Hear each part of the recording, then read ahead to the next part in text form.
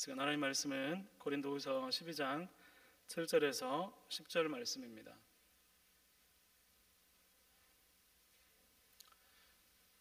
고린도후서 12장 7절에서 10절 말씀입니다. 우리 함께 한 절씩 교독하겠습니다. 여러 계시를 받은 것이 지극히 크므로 너무 자만하지 않게 하시려고 내 육체에 가시 곧 사탄의 사자를 주셨으니 이는 나를 쳐서 너무 자만하지 않게 하려 하심이라.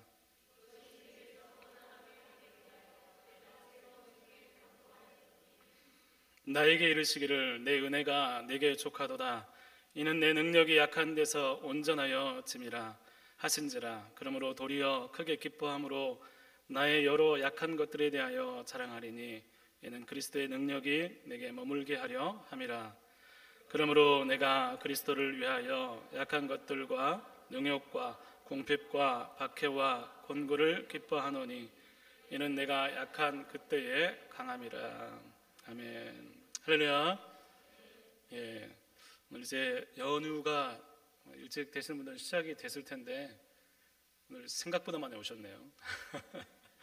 우리 같이 여러분 옆에 분 같이 인사했으면 좋겠습니다. 잘 오셨습니다.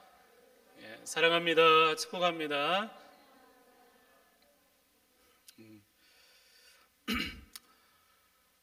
네. 미국의 기독교 잡지에서 조사한 바에 따르면 기독교인이 가장 많이 하는 거짓말 중에 하나가 뭘까요? 당신을 위해 기도하겠습니다 라고 합니다. 오늘 우리나라도 그럴까요? 안 그럴까요? 안 그래요? 그러지 않았으면 좋겠어요. 아마도 기도하겠다는 말을 했을 때는 아마 다들 진심이었을 것입니다. 기도해 줄게요. 기도하겠습니다. 기도하고 싶어요. 그런데 사는 것이 바쁘고 또 경건 생활에 소홀히 하다 보니까 본의 아니게 기도하겠다는 말이 인사치레가 되고 가장 많이 하는 거짓말이 된 것입니다. 한국에서 가장 많이 지켜지지 않는 말이 또 뭘까요? 언제 한번 식사나 한번 밥이나 한번. 저도 청년들한테 밥을 먹자고 굉장히 많이 말했는데 지켜지지 않는 청년들이 많이 있어요. 그래서 볼 때마다 마음이 아이고 어떡하지 너무나 이렇게 밥 먹으려고 노력을 하는데 이렇게 서로 바쁜 것 같아요. 굉장히 분주하고 시간 맞추기도 굉장히 쉽지 않은 것 같고. 그러면 시간이 굉장히 참 빠르죠. 가끔 차에서 성도님들과 함께 차를 타고 가면서 시간이 너무 빠르다고 이야기할 때가 참 많이 있습니다. 그 빠른 시간을 우리는 또 굉장히 바쁘게 보냅니다. 일주일이 어떻게 시간이 이렇게 넉넉하지 않은 것을 예전에 미처 몰랐는데 여러분 굉장히 누구를 만나려면 막 재고하고 더군다나 1대1이 아니고 여러 사람이서 이렇게 만나려면 여러분 다 모일 수 없는 그런 때가 참 많이 있는 것 같아요. 여러분 이제 새해 1월이 아직 다 가지 않았지만 여러분 새해 느낌이 있습니까? 아직 새해입니까? 지금 우리가 25년 시작한 뒤로 우리가 1월 달을 지금 시간을 보냈는데 벌써 월 말이 다가오고 있습니다. 이렇게 우리가 시간을 11번만 보내면 1월 달과 같은 시간을 11번만 보내면 우리는 어딜까요? 12월 연말을 아마 맞이하고 있을 것입니다. 금방 지나가겠죠? 설 연휴도 금방 지나갑니다. 이렇게 바쁘게 보냅니다. 바쁘게 빠르게 보냅니다. 정말 분주하게 보냅니다. 그런데 그렇게 분주하게 빠르게 사는 것은 비단 여러 일들을 처리하고 분주하고 바쁜 일들 보여지는 어떤 행동에만 국한되지 않고 우리의 생각도 우리의 마음도 우리의 믿음도 여러분 거기에 맞추어지는 것 같습니다. 여러분 그렇게 되면 우리의 생각, 우리의 깊은 생각, 깊은 신앙보다도 순간순간 생각하는 것, 그냥 갑자기 생각되는 여러 가지 것들이 우리의 삶에 영향을 미치고 마치 그것이 믿음의 전부인 것처럼 그 현상에 지배당하면서 하나님의 큰 계획이나 하나님의 뜻에 대해서 신뢰하지 못하는 일이 생기게 됩니다. 바쁘지만 멈추어 서서 깊이 생각하는 시간이 있어야 되고, 면밀히 살피는 시간이 있어야 되고, 우리의 삶 가운데 정말 무엇이 중요할까를 깊이 고민하는 시간이 있어야 되는데, 바쁘니까 싹싹싹싹 넘어가요. 바쁘니까, 분주하니까 깊은 생각을 하지 않아요. 그러면 순간 드는 생각대로 일을 처리하고 결정하는 일들이 다반사가 되고, 그것이 쌓이다 보면 우리 삶이 되고 우리의 신앙도 거기에 영향을 받게 되는 것입니다. 오늘 말씀 제목은 정말 은혜입니까? 라는 제목입니다. 우리가 생각하는 은혜가 정말 하나님이 주시고자 하는 그 은혜인가, 짧게 얕게 그렇게 생각할 때 이해가 되는 은혜가 아니라 깊게 넓게 온 힘을 다해서 하나님을 찾을 때 우리의 생각을 바꾸고 우리 온 삶을 뒤흔드는 그런 능력 있는 탁월하신 하나님의 은혜, 바로 그 은혜인가를 여러분 묻는 것입니다. 우리가 은혜라고 말하는 것이 육체의 가시를 품고서도 은혜라고 말하는 바울의 이 은혜의 고백과 같은 것일까 한번 생각해 봤으면 좋겠습니다. 오늘 우리 방금 아까 찬양했죠? 은혜, 모든 것이 은혜. 잊어버렸습니다. 하여튼 모든 것이 은혜라고 얘기를 하는데, 그 은혜 가운데 정말로 내 안에 마음 깊은 곳에서 정말 모든 것이 은혜입니다. 야, 은혜일 수밖에 없어요 라고 고백하는 그 은혜가 바울이 얘기하는 은혜와 같은 것인가? 내 기대와 다른 일들이 펼쳐지고 인생의 중요한 지점에서 원치 않는 일이 생깁니다. 아마 은혜일 거야. 이것도 은혜겠지. 그렇게 넘어가는 것이 아니라 그게 내게 주신 은혜라고 하시는 하나님의 음성이 나에게 있어서 누가 뭐라고 해도, 어떤 힘든 일이 다가와도 이건 은혜야, 이건 은혜일 수밖에 없어 라고 하는 그 은혜인 것인가 하는 것을 다시 한번 점검해 봤으면 좋겠습니다. 본문은 바울이 고린도 교회에서 자신의 사도권을 주장하면서 교회에 침투한 거짓 사도들, 대적자들보다 이제 자신이 결코 못하지 않음을 자랑하면서 나온 말씀입니다. 고린도 교회 성도들이 육체를 자랑하면서 교회에 침투한 거짓 사도들이 있었습니다. 그 고린도 교회 성도들이 그들의 말을 굉장히 신뢰하는 거예요. 왜냐하면 그들의 외적인 모습을 보니까 믿을만하게 생겼어요. 그들은 정말 박식한 지식도 가지고 있고, 또 율법에 정통하고 있고, 또 표면적으로 바울보다 괜찮게 보이는 외적인 모습들이 그들 가운데 탁 비춰지니까 바울이 전했던 복음에서 이탈해서 다른 가르침을 따르고 복음이 변질되는 그런 현상들이 고린도 교회에 나타나게 된 거예요. 그 문제에 대해서 바울이 참 고린도 교회 너희들 참 이상하다. 왜 그렇게 외모에 그렇게 외적인 것에 흔들려서 그렇게 쉽게 변질되느냐. 그러면서 나도 자랑할 것이 있다. 부끄럽지만 나도 한번 자랑해 보겠다라고 하면서 바울이 자랑을 합니다. 바울은 자랑을 하면서 너무 조심스럽지만 그 거짓 사도들보다 전혀 뒤지지 않는 배경을 이야기하고 있습니다. 내가 생각할 때 큰 사도들보다 내가 전혀 부족하지 않고, 나도 히브리인이고 그리스도의 일꾼으로 열심을 다했고 큰 계시를 받은 것에 대해서, 여러 계시와 환상을 받은 것에 대해서 나는 부족하지 않다, 나도 자랑할 것이 있다라고 이야기를 하는 것입니다. 그런데 바울의 이런 자랑은 부득불, 어쩔 수 없이 하는 자랑이고, 바울이 정말로 자랑하고 싶은 것이 있다면 그게 뭐냐면 바로 약한 것들에 관한 것이었습니다. 여러분, 어떻게 약한 것들이 자랑이 될 수 있습니까? 여러분, 약한 것들, 사람들이 싫어하는 것들이 어떻게 자랑이 되고 사람들에게 나 이런 사람이야 라고 이야기할 수 있는 것들이 될 수 있습니까? 언뜻 이해하기 힘든 이야기지만 육체의 가시라는 오늘 본문의 말씀, 그 육체의 가시라는 구체적인 예를 통해서 약한 것이 자랑이 되고 은혜가 되는 이유를 우리에게 말씀해 주십니다. 바울에게는 사탄의 사자라고 불리는 육체의 가시가 있었습니다. 이 가시에 대해서 의견이 분분합니다. 육체의 가시라고 해서 아마 육체 안에 있는 질병 중에 하나이지 않을까.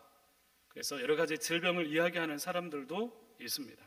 또 어떤 사람은 사탄의 사자라고 불리는 거 보니까 영적인 부분들 가운데 바울을 힘겹게 하는 그런 것들이 아닐까라고 생각을 해서 적대자들, 지속적으로 반대하는 사람들이라고 생각하는 의견도 있습니다.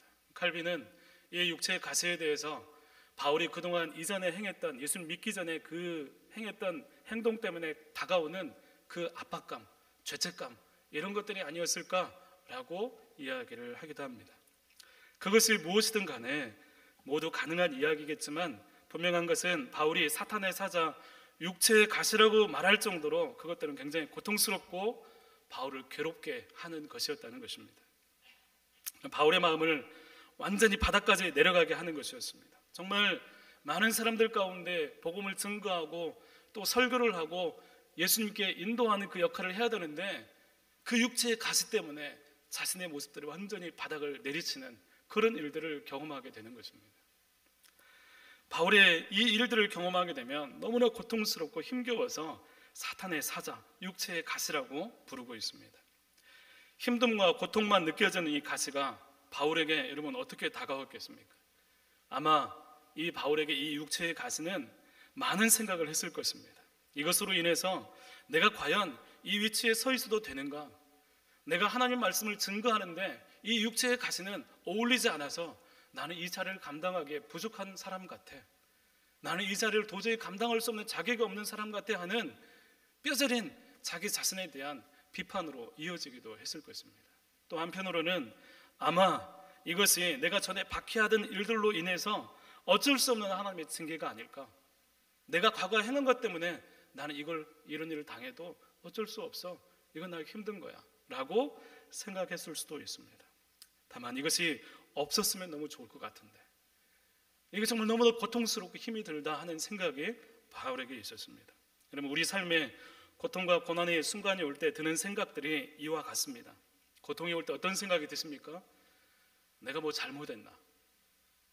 내가 이렇게 해서 어떻게 살아갈 수 있을까? 왜 이렇게 힘든 일만 내게 계속이 되지? 왜 하나님은 나에게 이런 일을 주시는 거지? 이 고난이 지속이 될 때 마음 한켠에 큰 짐을 지고 살아가는 것이 됩니다. 뭘 해도 기쁘지 않아요.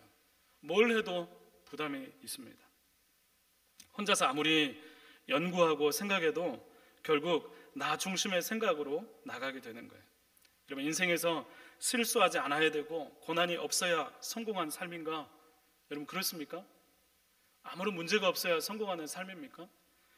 여러분 실수하고 고난이 찾아오면 어쩔 수 없이 실패한 삶으로 귀결되는 것이 여러분 인생입니까? 그렇지 않습니다. 여러분 모든 문제와 실수와 고난이 있을 수 있습니다. 그렇지만 우리의 모든 인생에 대한 답이 하나님께 있음을 여러분 믿으시기를 바랍니다. 여러분 우리 인생 가운데 수없이 많은 고난, 생각지 못한 일들이 있습니다. 여기 앉아있는 여러분들에게도 제가 알지 못하는, 옆에 사람이 알지 못하는 짐들이, 고통들이, 고난들이, 슬픔들이, 아픔들이 있을 수 있습니다. 여러분 그런데 여러분 거기에 대한 답이 하나님께 있다는 것을 꼭 믿음으로 고백할 수 있기를 바랍니다. 여러분 힘들 때 어려울 때 우리가 할 수 있는 일이 무엇입니까? 뭘까요? 오호 기도 기도할 수 있죠. 왜 기도가 안 나오시죠? 나올 줄 알았는데 기도입니다. 그럼 바울은 이 가시를 치워달라고 하나님께 몇 번 기도했습니까? 3번 기도했어요. 여러분 이 기도의 제목을 중점으로 하나님께 작정해서 기도한 것 같아요. 여러분 3번만 기도한 게 아니라 충분히 기도했고 이 3번은 깊이 하나님께 문제를 가지고 오래 기도하는 것을 말하는 것입니다. 여러분 하나님께서 말씀하지 않으셨다면 여러분 이 기도의 제목을 가지고 더 기도했을 거예요. 하나님께 문제를 가지고 기도할 때 여러분 어떤 일이 일어날까요? 기도하면 무슨 일이 일어납니까? 기도하면 어떤 일이 일어나죠? 응답이 있죠. 예. 응답만 있습니까? 여러분 기도하기 전에 응답이 오기 전에 전조 증상들이 있어요. 기도하면서 이런 일들이 있습니다. 여러분 가시를 치워달라는 나의 소망에, 바울의 소망에, 기도의 제목에 그 방점이 있었다면 기도하면서 하나님께 무릎 꿇으면서 나아가면서 점점 기도의 중심이 내 기도 제목에 있는 것이 아니라 기도의 초점이 점점 움직이기 시작합니다. 여러분 가시를 중심으로 펼쳐진 우리의 마음과 삶이 보이기 시작하고 내가 깨닫지 못하고 볼 수 없는 일들이 기도 가운데 보이기 시작합니다. 여러분 기도할 때 반드시 그런 일이 일어나야 되고 일어납니다.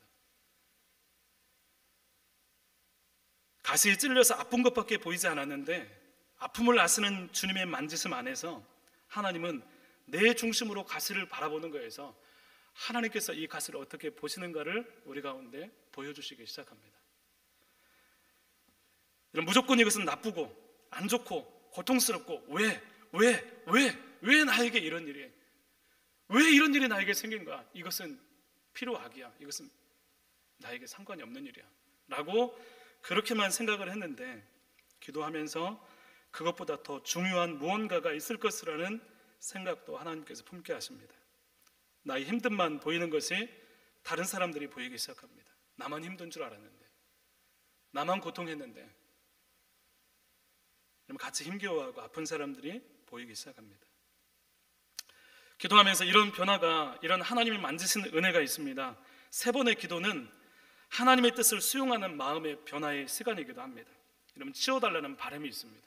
하나님, 이 가시를 내게서 옮겨주십시오, 치워주십시오 하는 기도의 제목과 하나님께서 원하신 뜻 사이에서 점점 하나님의 뜻으로, 그것이 치유이든 그것이 거절이든 또 다른 응답이든 하나님이 원하신 뜻을 향해 마음이 정해지는 것, 그것이 기도 가운데 일어나는 사건이라는 것입니다.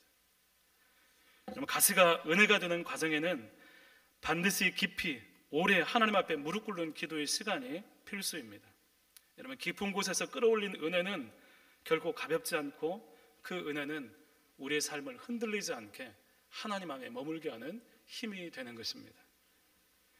여러분 가운데 이런 깊은 기도가 있기를 간절히 소망합니다. 여러분, 내가 기도의 제목을 가지고 나갔는데, 내가 원하는 것이 있어 나갔는데, 힘든 것이 있어 나갔는데 내 관점이 바뀌어지고 내 기도의 방향이 달라지고 하나님의 뜻이 우선하게 되고 그 안에서 하나님의 폭포수와 같은 은혜가 쏟아 부어져서 내 기도의 응답이 아니어도 다른 일들이 벌어진다 할지라도 하나님의 신실하심을 믿을 수 있는 그 은혜가 우리 기도 가운데 일어나기를 바랍니다. 여러분, 그 마음에 하나님이 말씀해 주십니다. 그런 마음이 되었을 때 하나님께서 말씀하시기 시작합니다. 여러분, 내 뜻대로 되지 않아도 하나님 말씀이 채워질 때 새 힘이 공급되는 것입니다. 그럼 엘리야가 자신의 기대와 다른 상황을 보고 실망하고 낙담해서 죽기를 바라고 하나님의 산 호렙으로 이동하기 시작합니다. 나 죽고 싶어요. 나 죽고 싶어요. 이제 죽어도 돼요. 하박국이 도저히 이해되지 않는 세상을 바라보면서 하나님께 묻고 기도하고 하나님의 응답을 기다립니다. 하나님, 도저히 이해할 수 없습니다. 하나님, 세상이 왜 이렇습니까? 하나님, 도저히 이해할 수 없어요. 도저히 이해되지 않는 그 세상을 바라보면서 하나님께 기도할 때 하나님이 그에게 말씀하십니다. 엘리야에게 말씀하십니다. 말씀을 전하다가 핍박받고 왕따당하던 예레미야가 하나님은 속이는 시내와 같은 분입니다, 믿을 수 없는 분입니다, 하나님 왜 그렇습니까? 라고 항변할 때 하나님께서 예레미야에게도 말씀하십니다. 여러분, 그렇게 하나님께서 말씀하실 때 그 말씀들은 그들을 일으켜 세울 뿐만 아니라 전혀 변하지 않는 똑같은 상황이지만 그들을 통해서 하나님의 뜻이 선포되고 그들은 자신의 사역을 힘있게 감당하게 되었다는 것입니다. 하나님은 오늘 그렇게 바울에게도 말씀하십니다. 내 은혜가 내게 족하도다. 이는 내 능력이 약한 데서 온전하여 짐이라 말씀하십니다. 여러분, 하나님은 바울이 이런 기도, 육체의 가시를 좀 옮겨주십시오, 치워주십시오, 고쳐주십시오 기도를 하는데 육체의 이 가시가 이 바라보면서 내 은혜가 이미 내게 족하다 말씀하십니다. 육체의 가시가 여전히 찌르고 아픈데 은혜가 족하다고 말씀하십니다. 여러분, 실망스러운 응답 아닙니까? 여러분, 이 말씀을 보면서 산상수훈의 말씀이 좀 생각이 났습니다. 여러분, 마태복음 5장에 보면 하나님께서 산상수훈을 팔복을 말씀하십니다. 그때 모인 사람들이 어떤 사람이었습니까? 가난하고 부족하고 배고프고 힘겨운 사람들, 소외받는 사람들이 예수님께로 다 모여들었습니다. 그런데 그때 하나님, 예수님께서 그들에게 말씀하십니다. 너무나 힘든 삶을 살고 있는 그들에게 이렇게 말씀합니다. 뭘 고쳐주고 뭘 해주고 하는 것들이 아니라 너희가 복이 있다. 야, 가난하냐? 굶주리고 있느냐? 박해받고 있느냐? 애통하고 있느냐? 너희에게 복이 있다. 이렇게 말씀하시는 거예요. 여러분, 어떻게 복 있는 사람들입니까? 어떻게 이들이 복이 있습니까? 놀리는 것 아닙니까? 우리는 힘든데 왜 복이 있다고 하시죠? 여러분, 나는 지금 가시 때문에 고통이 있는데, 찌르면 아파서 견딜 수 없는 고통이 반복되고 있는데, 힘들어서 기도하고 있는데,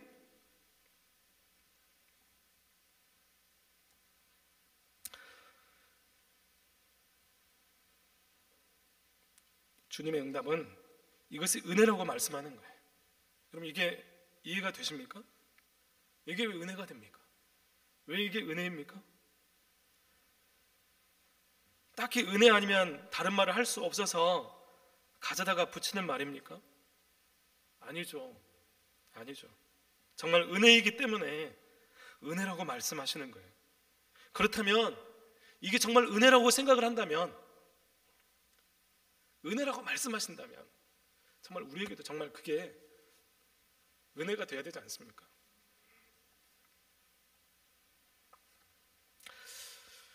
고통은 힘든데 어쩔 수 없으니까 이것도 은혜지 하고 넘어가는 것도 아닙니다.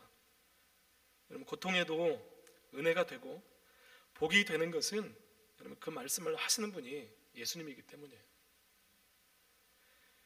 여러분, 그들 가운데 예수님이 계시기 때문입니다.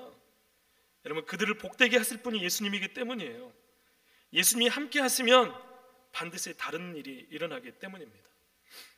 여러분의 고통의 상황들 가운데 주님이 말씀하신다면 그게 하나님 말씀으로 받아들일 수 있는 영적인 은혜, 영적인 믿음, 그것이 여러분 가운데 있기를 간절히 소망합니다. 하나님 말씀이 들려줘도 믿어지지 않아요. 하나님 말씀이라고 해도 그냥 참고사항으로 여겨요. 여러분, 어떻게 그게 은혜가 될 수 있습니까? 하나님의 말씀이 내게 들려지면서 그게 하나님의 음성이지, 그게 하나님의 말씀이지. 여러분, 그래서 은혜가 되는 거예요. 여러분의 삶 가운데 하나님의 말씀하심, 하나님이 계시는 것, 여러분 그것이 있다면 여러분 소망을 포기하지 않기를 바랍니다. 고통이 있어도 찌름이 있어도 하나님이 함께 하시면 그 고통 그대로 끝나는 것이 아니라 반드시 하나님께서 그곳 가운데 일하고 계시다는 거예요.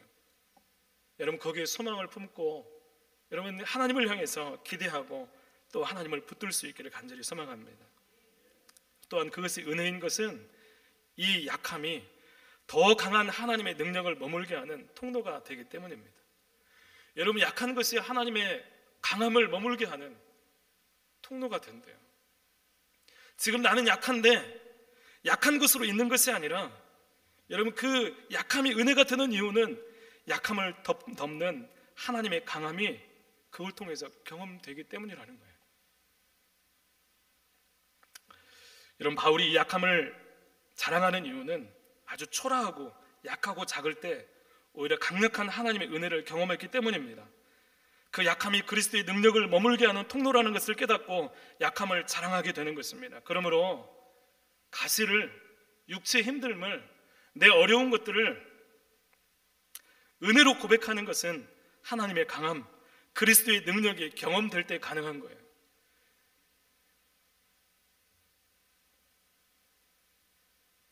여러분, 뭘 해야 될까요? 내가 힘들 때 여러분 이것이 계속 유지되고 있다면 여러분 그리스도의 강함을 경험하게 해달라고 기도해야 되는 거예요. 하나님의 강함, 그리스도의 능력, 이것이 없는데, 고통밖에 없는데 어떻게 그게 은혜가 될 수 있어요? 그렇지 않아요. 그 은혜를 통해서 내가 하나님을 더 붙들고 하나님께 더 나아가고 하나님을 더 의지하면서 거기서 은혜를 경험하게 되고 그리스도의 능력을 경험하게 되면서 가시가 비로소 은혜가 되는 거예요. 여러분, 그 약함이 하나님이 이끌려져서 하나님만 바라는 지점이 될 때 그 안에는 약함과 가시가 주는 고통보다 더 큰 하나님의 능력을 경험하게 된다는 것입니다. 약할 때 그저 하나님만 바라보는 가난한 마음, 내가 정말 고통이 있을 때 하나님, 저는 아무것도 할 수 없어요. 하나님만 바라봐요. 저 하나님만 볼 수밖에 없어요. 그 하나님만 바라보는 가난한 마음, 정말 하나님만을 간절히 소망하는 그 마음, 그러면 그때가 가장 강한 하나님의 능력이 임하게 됩니다. 가시, 고통이 그저 힘들고 괴로운 불평의 통로가 아니라 하나님의 능력의 통로가 되도록 여러분 하나님 앞에서 하나님만을 사모하는 우리 믿음의 성도들이 될 수 있기를 간절히 축복합니다. 오늘도 여러분 내가 어쩌지 못하는 상황들이 있습니다. 나 혼자서 뭘 어떻게 할 수 없는 그런 여러 가지 일들이 있습니다. 여러분 그 가운데 우리가 바라야 될 것이 무엇입니까? 그러면 하나님 바라보세요. 하나님께 답이 있다. 분명히 하나님께는 길이 있다라고 말씀하시는 그 말씀을 붙들고 여러분 하나님께 가시기를 바랍니다. 바울은 이 말씀을 듣고 육체의 가시가 교만하지 않게 하려는 하나님의 또 다른 은혜라고 고백하면서 약함을 자랑합니다. 고통을 즐기는 게 아니에요. 가시가 좋다는 게 아니에요. 고통이 없으면 더 좋죠. 가시가 없으면 더 좋죠. 너무나 싫은데 그 싫은 고통보다도 하나님이 더 크기 때문에, 하나님의 은혜가 더 소중하기 때문에, 하나님 그럼에도 저는 하나님이 계시면 이 가시마저도 은혜라고 고백할 수 있어요 라고 하는 거예요. 이런 말이 있습니다. 세상을 변화시키는 것은 위대한 사람이 아니라 위대하신 하나님의 손에 붙들린 약한 사람들이다. 여러분 약해지시기를 바랍니다. 여러분 하나님 앞에서 한없이 약해지시기를 바랍니다. 여러분 그것이 우리가 사는 길입니다. 올 한 해 2025년 이 해를 지나면서 여러분 어떤 다른 것들, 뭐 강함들, 내 어떤 우월한 것들 이런 것들보다도 내가 하나님 앞에 한없이 약해지고 낮아져서 하나님께서 우리 가운데 주신 답을 사람들과 나눌 수 있었으면 좋겠습니다. 연말이 되면서 뭘 할 수 있을까요? 아까 11번 지나면 금방 연말이라고 했죠. 1월달 빨랐죠. 11번 쑥 순식간에 지나갑니다. 지나가고 나서 연말을 보낼 때 우리 안에 그런 감사와 하나님 답을 주셨어요. 하나님 답이 되십니다. 내 인생의 답은 하나님밖에 없습니다 라고 하는 그 고백들이 우리 성도들, 우리 교회 안에 가득 채워지기를 간절히 소망합니다. 사랑하는 성도 여러분, 하나님 보십시오. 그리고 오늘 은혜라고 이야기하는 바울이 왜 은혜라고 고백했는지 다시 한번 생각하면서 우리가 쉽게 얕게 이거 은혜지, 모든 것이 은혜지 라고 생각했던 그 마음에서 벗어나서 정말로 깊이 넓게 진중하게 오랫동안 하나님께 머물면서 왜 이것이 은혜가 될 수 있는가, 내 삶 가운데 이것이 왜 은혜가 되는가, 왜 하나님은 나에게 어떻게 은혜를 베푸시는가, 이것들을 경험하는 우리 성도들의 삶이 될 수 있기를 간절히 축복합니다. 함께 같이 기도하겠습니다. 하나님 아버지 감사합니다. 모든 것이 하나님의 은혜임을 고백합니다. 그렇지만 주님, 이 고백에 정말 우리 마음 다해서 우리 마음 깊은 곳에서 진정으로 주님 앞에 고백하며 하나님의 은혜를 노래할 수 있는 하나님 우리 성도들 되게 하여 주옵소서. 고통이 있습니다. 가시가 있습니다. 고통스럽습니다. 힘듭니다. 어렵습니다. 그렇지만 내 힘으로 이 모든 것들을 감당할 수 없지만 하나님의 능력이 우리 가운데 함께 하시면, 하나님이 우리 가운데 동행하시면, 약할 그때 우리로 하여금 가장 강하게 하시는 그 하나님의 능력이 온전하게 되면 우리가 할 수 있음을 고백합니다. 주님 도와주시옵소서. 우리 하나님께 답이 있음을 고백하며 하나님께 모든 걸 맡겨드리며 하나님 앞에 나가기 원합니다. 주님 기도할 때, 엎드릴 때 우리 가운데 말씀하시고 깨닫게 하시고 우리 마음을 움직여 주셔서 우리로 하여금 하나님의 놀라운 음성을 듣고 반응하며 바울처럼 내게 하나님의 은혜였다, 이 가시를 통해 하나님께서 하나님의 능력이 내게서 온전하게 된다라고 고백할 수 있는 귀한 믿음의 성도들 다 되게 하여 주옵소서. 예수님 이름으로 기도드립니다. 아멘.